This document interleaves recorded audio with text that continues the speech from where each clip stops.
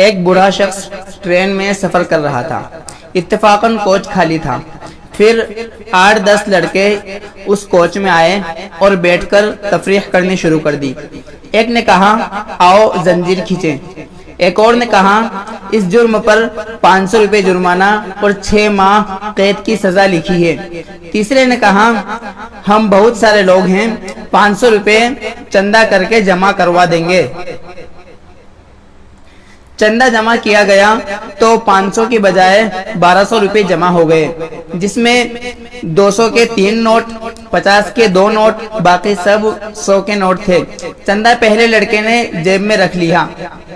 जंजीर खींचने से पहले एक बोला, अगर कोई पूछेगा तो कह देंगे कि बूढ़े ने इसे खींचा था, तब अपने को पैसा भी नहीं देना पड़ेगा और उन रुपयों से पार्टी करेंगे।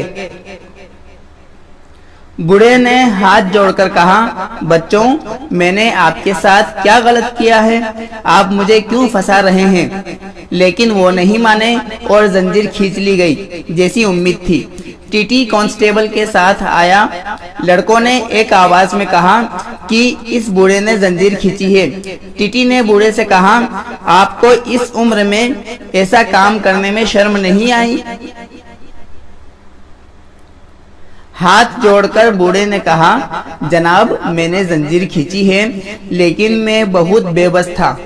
उन्होंने पूछा, ऐसी क्या मजबूरी थी? बूढ़े ने कहा, मेरे पास सिर्फ 1200 रुपए थे जो इन लड़कों ने छीन लिए और इस पहले लड़के ने अपनी जेब में रखे हुए हैं। उसमें 200 के 3 नोट, 50 के 2 नोट और बाकी सब 100 के नोट हैं। अब टीटी ने कांस्टेबल से कहा, इनकी तलाश लो। जैसा उस बूढ़े ने बताया था, उस लड़के की जेब से 1200 रुपये उसी तरतीब हैं ही बरामद हुए, जो बूढ़े को वापस कर दिए गए और लड़कों को अगले स्टेशन में पुलिस के हवाले कर दिया गया। पुलिस के साथ जाते हुए लड़कों ने बूढ़े को घूरा तो बूढ़े ने अपनी सफेद दाढ़ी पर हाथ फेरते हुए कहा, बेटा जी, ये बाल ऐसे ही सफेद नहीं हुए हैं।